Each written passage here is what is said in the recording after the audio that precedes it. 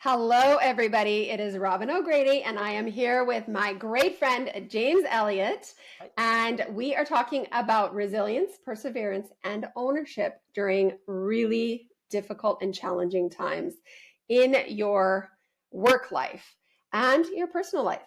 And James has so much to say. So, James, why don't you kick us off and tell us a little bit about yourself and what you've got to share? For sure, for sure. Well, I love leading leaders and helping support leaders and people that lead people on really, like I said, taking ownership and being more resilient and persevering through things, great challenge, great change, great adversity. Usually, in their teams and their workplaces. But again, it's certainly a metaphor for our personal lives and how to do that in our personal lives too, because change, especially lately, I mean, change is the only constant. It's the only thing that stays the same is that everything is changing all the time. Yes, that's So true. And let's be honest, leaders are taking this home. yes, oh my goodness, yes, yes, and their teams are as well, especially if, despite how good or not the leader is, if the teams are thinking that they're not getting the support, or they don't think the leaders care, even if they do, or the leaders are too busy, or whatever, if they're just seen as a number, heaven forbid, these teams, they're disengaged, they're unhealthy, they're stressed, they're burnt out. They're not owning, the renting, if you will, versus owning their job. And of course, we want in our businesses, we want owners, people that own, right? We want people that take ownership, and give things their best regard, their highest regard, and do their best, go above and beyond. And even, one of the greatest, Justin Sterling says this, one of the greatest definitions of true leadership is taking responsibility for things that you may not be responsible for. I mean, I think of Yeah. GE, one of the CEOs of GE, big world class company. I might be messing this up, but big world class company. And he went around and started taking up clutter. Went around with a garbage bag. The CEO, big company, big office, because he thought, well, we have a world class company. We certainly don't look like we have a world class office. There's clutter all around.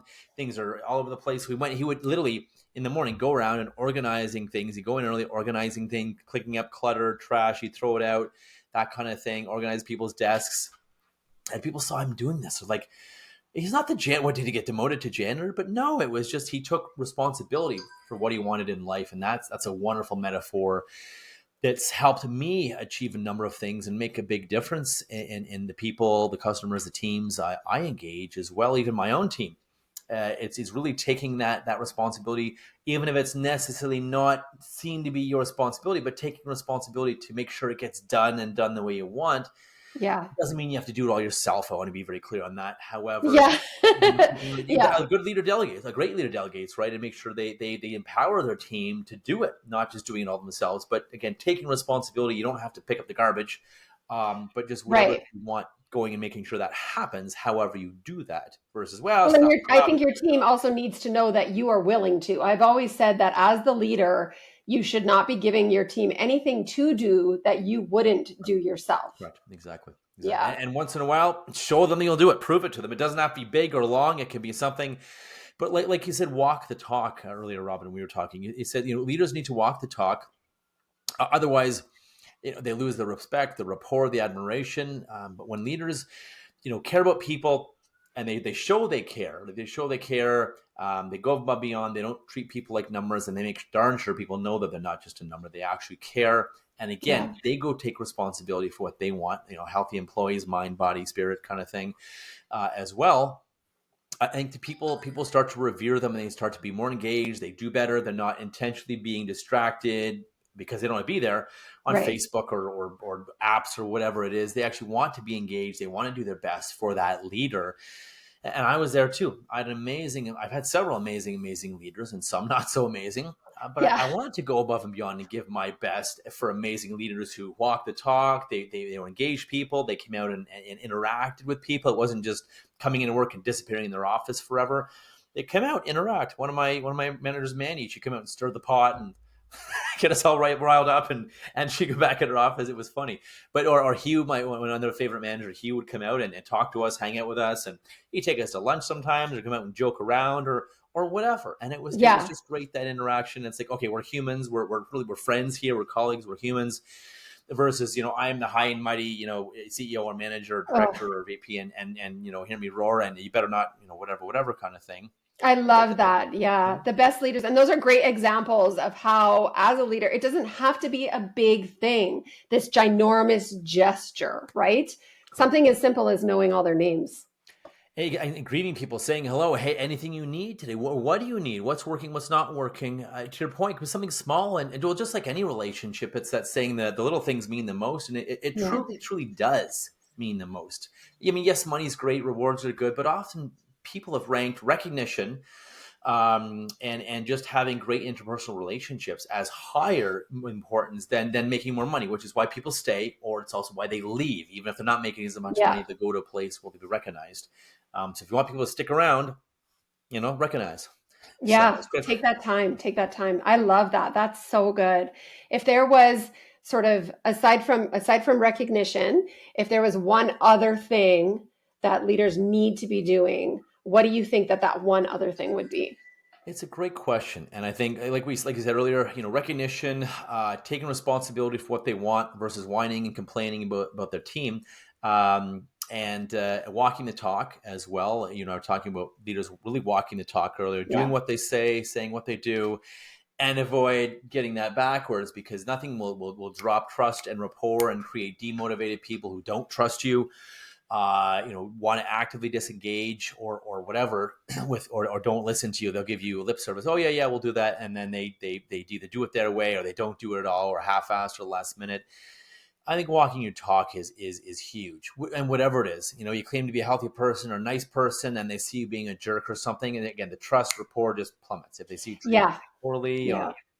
or and I've seen leaders treat wait staff poorly or homeless people poorly. And I don't think we're above or below anyone, no matter what our role is or our riches or our business or whatever. And I've seen it happen. People Yeah. treat wait staff wrong, and it's. I know no one's perfect, but it is interesting. Just making sure to walk the talk.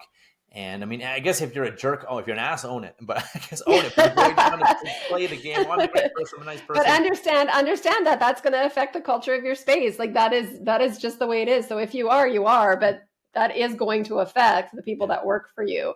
And I think if you're so connected to that group, what I'm hearing is that that connection also gives you the opportunity to make course corrections along the way if the team isn't cohesive or if they aren't working or if the culture is broken in some way. Correct. Exactly, and that's a great point. Because I was going to bring up that yes, it's often we all love to complain and we project all our stuff on all people. These are lazy, or they're this and they're that, or they're idiots or morons or whatever. When we need to, and I'm not talking about take no blame, no shame, no guilt, none of that. But it's at least again going back to my other point, taking responsibility. If your team something is happening that you don't want or not happening that you do want, you can look within. Okay, who am I being, what am I doing, what am I not communicating, how am I communicating that's causing this versus that, again, versus just whining and complaining and bitching about people and threatening to fire or whatever it might Yeah. be, or disciplining or what. How is it, how am I contributing to this, either directly or indirectly, because I'm the leader. And again, people will say, there's a saying, people will do 10% of what you say, and excuse me, they'll do 10% of what you say, and they'll do 90% of what you do. So Right. again, what are you doing and not doing? And it's great to look within and look in the mirror sometimes. If your teams aren't going a certain way, your employees, your people, it's a great thing, because you have ultimate control on yourself, and you have ultimate power to change the way you are, think, act, learn, lead, whatever. So it's Yeah. a I think a great thing is to look in the mirror too before you blame. Okay, how, even if a tiny bit, how am I contributing to this, or how am I causing this to happen or to not happen by actions, lack Yeah. of actions, beliefs, and all the other things we talked about It's today. a tough ask for leaders, but it's so important to sort of step back. I had a mentor who would always say, "Well, what could you have done differently?" Before I could say anything to her, and that would be the first sentence that would come out of her mouth. Well, what could you have done differently? Yeah, And sometimes I would be so furious because I'd be like, "No, I just want to vent," and she'd be it's like, what you "No, yell at them. They all yeah, suck. Yeah, exactly. But it's like, yeah." So sometimes we need an accountability partner to hold us to it, and which is great, which is why people like us exist too, right? fair. Agreed. Yeah, Agreed. And I think you're right.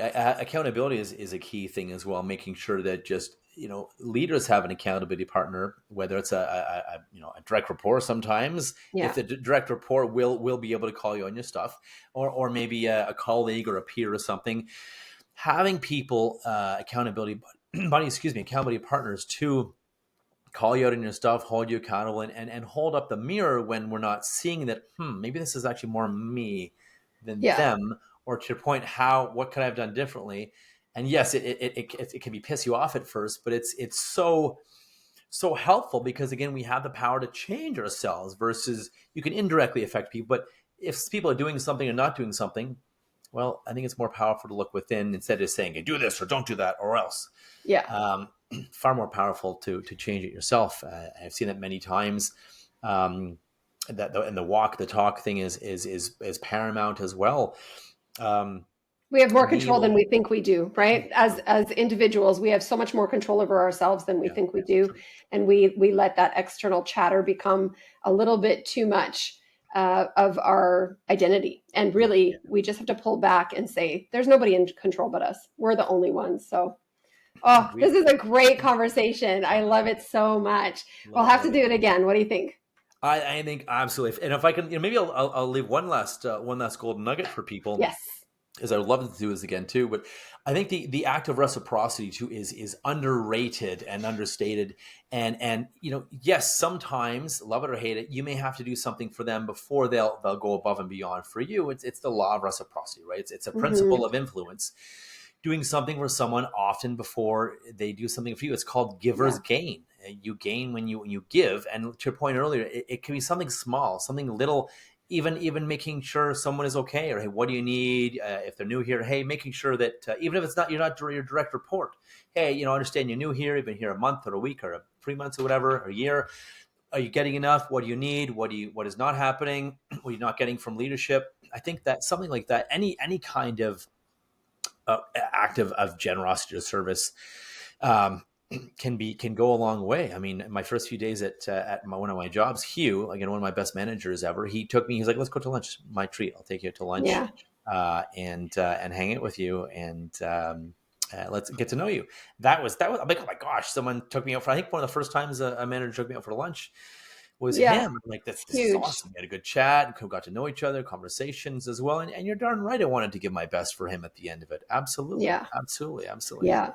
I remember him my first few days there. He's like, go home. I don't need you being burnt out in the first week or two, because I wanted to show Ah, show my yeah, thing you're and make trying more. so hard. Yeah, yeah, yeah. I love that so much. And thank you for all the Yeah, examples yeah, of different leaders that you've had along the way yeah, that have really done that for you, because that's, sometimes it's hard to see the big picture. So when you can actually see little examples, yeah. and you Right on. can see in your examples that it's such a small thing.